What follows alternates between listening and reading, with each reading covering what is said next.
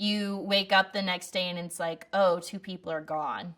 And it's like, oh, wow, okay, you know?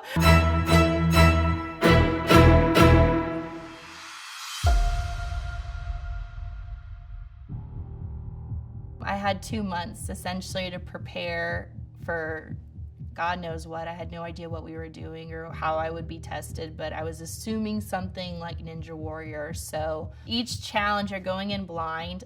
You do the initial walkthrough right before you compete, so you don't know who you're competing against or what you're doing until it's time to go. And then they call your names, and it's like, okay, I'm going now. There's like, I'd say like there's a few challenges that you do, and not everything was like even shown in the series. So it's like you complete all these different challenges, and then you get to Mount Olympus, which is like your semifinals. And I felt like the entire time I was competing in that challenge, like I was just like falling behind, and you could see it in my face, even like I'm rewatching it. And then I had gotten to the ball and chain. Didn't even see her. She's in my peripheral vision, but I wasn't focused on her. I was just focused on finishing or trying to finish, and I got to it.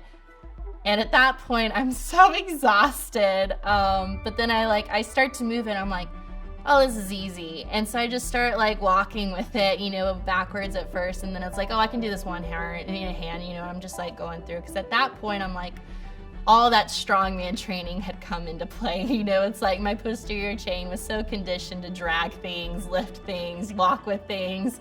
So it's like at that point, I'm like, oh, I can do this. This is easy, you know? And I blew her out of the water at that point, you know? And I got back to the, you know, the thing that you're supposed to break through, the cement block. And, it wasn't until like I heard the crowd screaming that I realized I was the only one up there, and she couldn't get, you know, the ball and chain to move. And I was like, oh my God, how did I get ahead?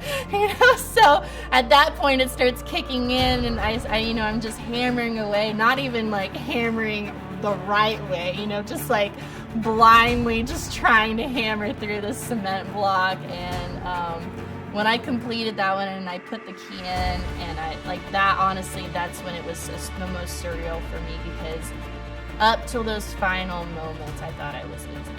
But it was the fact that even though I thought I was losing, I was going to keep going, you know. And I think honestly, it's that mindset of like, I'm doing the best I can, you know. And it's like, you know, I'm going to give it my all regardless of how I place. And it's like, it's a mental thing. So it's like, even dragging that stone, it was like one step, just take one more step, one more step.